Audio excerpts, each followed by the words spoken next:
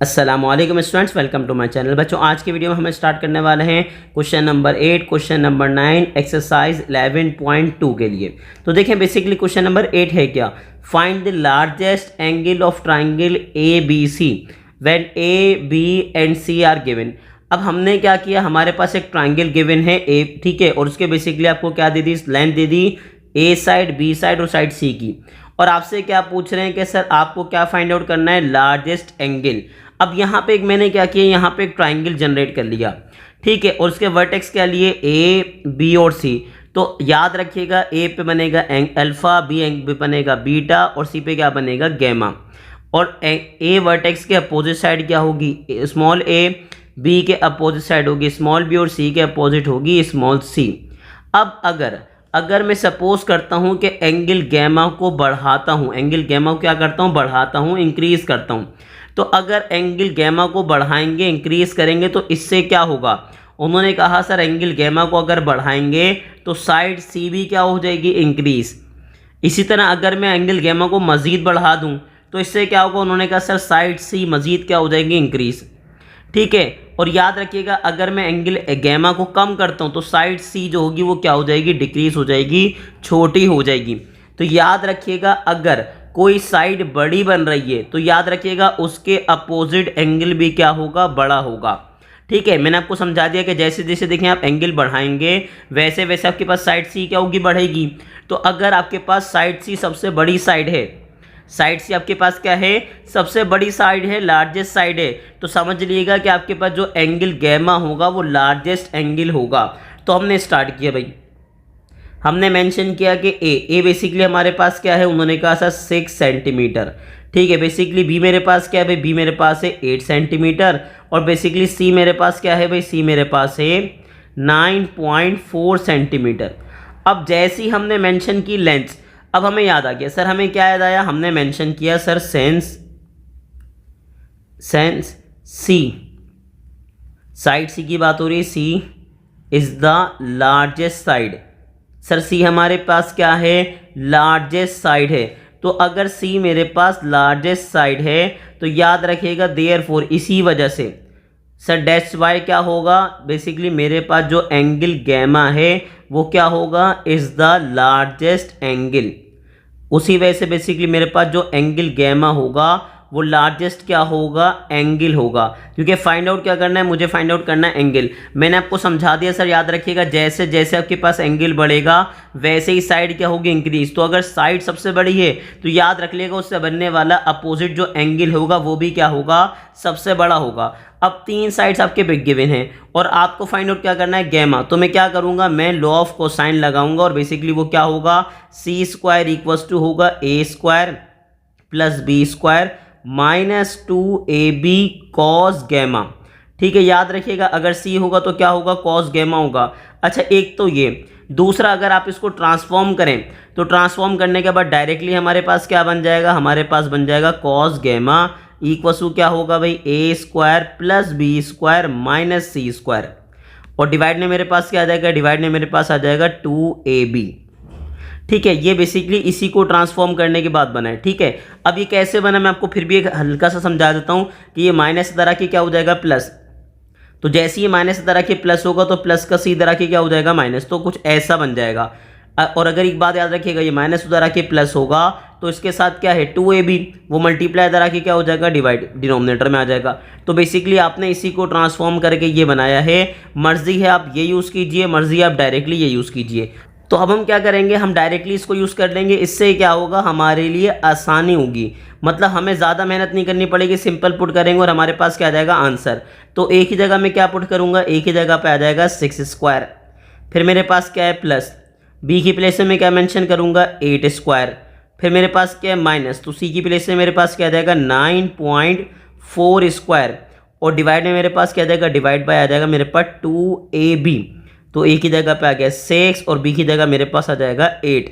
अब कुछ नहीं करेंगे, अब जस्ट आप कैलकुलेटर ओपन करेंगे और हमारे पास वैल्यू क्या देखें, हमारे पास है 6 square plus 8 square minus 9.5 whole square. तो अब आपने क्या किया, डिनोमिनेटर बनाया, आपने मेंशन किया 6 स्क्वायर प्लस 8 स्क्वायर, ठीक है। उसके बाद हमारे पास क्या है, माइनस 9.4 स्क्वायर।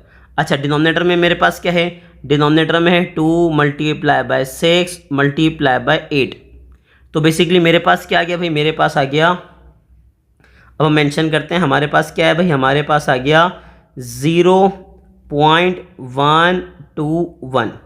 ठीक है। अच्छा गेम किसके लिए खेलना था, हमें गेम खेलना था एंगल के लिए, और कौन सा एंगल के लिए, गैमा के लिए। तो अब गैमा के लिए अगर गेम खेलना है तो यहाँ पे कॉस है, तो जैसे ही आप कॉस को शिफ्ट करेंगे तो मेरे पास क्या बन जाएगा, कॉस इनवर्स। और किसका इनवर्स फाइंड करेंगे, 0.121 का। अच्छा अब एक चीज़ याद रखिएगा, कॉस इनवर्स अगर आप फाइंड करना चाह रहे हैं कैलकुलेटर में तो सबसे पहले देख लेगा कि आपका कैलकुलेटर डिग्री में है या रेडियन में। देखिए मेरे पास डिग्री है, यहाँ लिखा हुआ है डिग्री, तो जैसे हमने शिफ्ट दबा के कॉस अप्लाई किया तो हमारे पास वैल्यू आ गई। अब हम इसमें वैल्यू प्लेस नहीं करेंगे, हम सिंपल पुट करेंगे आंसर। तो जैसे ही हम आंसर लिखेंगे कैलकुलेटर खुद ब खुद क्या करेगा, पूरी वैल्यू को इंसर्ट कर देगा। तो हमारे पास आंसर क्या आएगा, हमारे पास आंसर आ गया भाई 83.03 डिग्री। तो बेसिकली आपके पास जो लार्जेस्ट एंगल आएगा, जो लार्जेस्ट एंगल आपके पास गैमा आएगा, वो आपके पास क्या आएगा 83.03 डिग्री। और यही बेसिकली आपका क्या हो जाएगा, आंसर। तो मुझे पूरी उम्मीद है कि ये आपको प्रॉपर्ली समझ आया होगा। अब एक काम करेंगे, अब मूव करेंगे इसके क्वेश्चन नंबर 9 पे। तो अब मूव करेंगे इसके क्वेश्चन नंबर 9 पे, जो कि बहुत आसान होने वाला है। देखें क्वेश्चन नंबर 9 है क्या।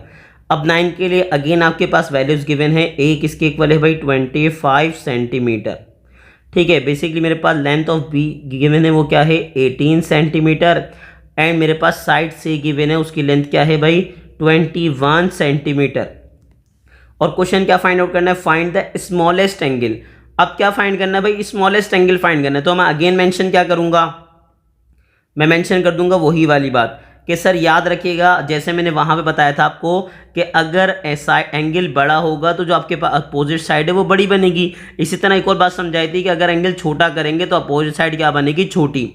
तो इसमें सबसे स्मॉलेस्ट साइड क्या बन रही है, उन्होंने कहा सर बी।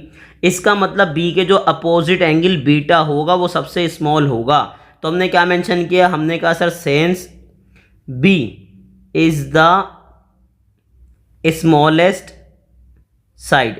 ठीक है। बेसिकली हमारे पास बी क्या है, स्मॉलेस्ट साइड है। ठीक है। जैसे ही आपने कहा बी हमारे पास स्मॉलेस्ट साइड है तो हम क्या मेंशन करेंगे, देयरफॉर। सर इसी वजह से बेसिकली आपके पास क्या बन जाएगा, उन्होंने कहा सर देयरफॉर बी का बेसिकली एंगल क्या होगा, beta. Beta is the smallest angle, beta is the smallest angle. Beta ही हमारे पास क्या है, स्मॉलेस्ट एंगल है। अगर बीटा हमारे पास स्मॉलेस्ट एंगल है भाई तो कॉस बीटा कैसे फाइंड आउट करेंगे, जैसे आपने कॉस गैमा फाइंड आउट किया था। अच्छा इसके लिए मैं एक चीज़ मेंशन करवा दूं कि बेसिकली बी के बीटा के लिए क्या हो सकता है, एक कंडीशन ये हो सकती है, बी स्क्वायर किसके इक्वल होगा, a square plus C square minus 2ac। और साथ में अच्छा 2ac और साथ में मेरे पास क्या आ जाएगा, कॉस बीटा। एक तो ये हो गया। दूसरा तरीका मैंने आपको वही समझाया था कि सर क्या होगा, कॉस बीटा। कॉस बीटा किसके इक्वल होगा, उन्होंने कहा सर ए स्क्वायर प्लस सी स्क्वायर माइनस बी स्क्वायर। और डिवाइड में मेरे पास क्या आ जाएगा, डिवाइड में मेरे पास आ जाएगा 2ac। ठीक है। याद रखिएगा बीटा है तो ac आएगा, अगर अल्फा होता तो क्या आता bc, और गैमा होता तो मेरे पास क्या आता ab। चलें अब हमने क्या किया, कुछ नहीं किया, हमने सिर्फ वैल्यू पुट कर दी। किसने वैल्यू पुट की, हमने कहा सर ये आसान हो जाएगा, मेंशन करेंगे कॉस बीटा और आगे क्या हो जाएगा ए स्क्वायर। तो ए स्क्वायर का मतलब मेरे पास क्या आ जाएगा 25 का स्क्वायर। फिर मेरे पास आया प्लस सी, तो सी की जगह क्या आ जाएगा 21 का स्क्वायर माइनस बी स्क्वायर, तो बी की जगह क्या आ जाएगा माइनस 18 स्क्वायर डिवाइडेड बाय मेरे पास क्या आ जाएगा, डिवाइड बाय आ जाएगा भाई 2ac। तो ए की प्लेस पे आ जाएगा 25 और सी की प्लेस में हमारे पास क्या आ जाएगा 21। ठीक है। अब कुछ नहीं करेंगे, अब सिंपल कैलकुलेटर पुट करेंगे। हमारे पास क्या है भाई 25 स्क्वायर, फिर क्या है प्लस 21 स्क्वायर, फिर हमारे पास क्या है माइनस 18 स्क्वायर डिवाइड बाय हमारे पास क्या है, डिवाइड बाय है 2 मल्टीप्लाई बाय 25 मल्टीप्लाई बाय 21। तो बेसिकली हमारे पास वैल्यू क्या आ गई भाई, वैल्यू मेंशन कीजिए। तो हमारे पास वैल्यू क्या आ गई भाई, वैल्यू हमारे पास आ गई सिंपल 0.706। अच्छा ये बेसिकली वैल्यू किसकी है, कॉस बीटा की। लेकिन हमें गेम किसके लिए खेलना है, बीटा के लिए। तो बीटा के साथ जो कॉस है इधर आके क्या बन जाएगा, बन जाएगा कॉस इनवर्स। किसका कॉस इनवर्स फाइंड करेंगे, 0.706 का। ठीक है, मैं हमेशा एक बात समझाता हूँ अपने स्टूडेंट्स को, जब भी आप एंगल निकालें तो यूनिट लाजमी देख लिया करें कि एंगल किस में है, एंगल डिग्री में है या डिग्री में नहीं है। ठीक है, तो अब क्या करेंगे, कुछ नहीं करेंगे, सिंपल आप क्या करेंगे, आप मेंशन करेंगे शिफ्ट दबा के कॉस।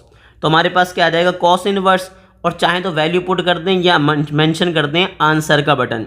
तो आंसर का बटन प्लेस करने से क्या होगा, सारी वैल्यू खुद ब खुद कैलकुलेटर इंसर्ट कर देगा। तो हमारे पास वैल्यू क्या मिली हमें बताइए। उन्होंने कहा सर बीटा की बेसिकली हमारे पास जो वैल्यू आ गई वो आपके पास क्या आ गई भाई, 45.03 डिग्री।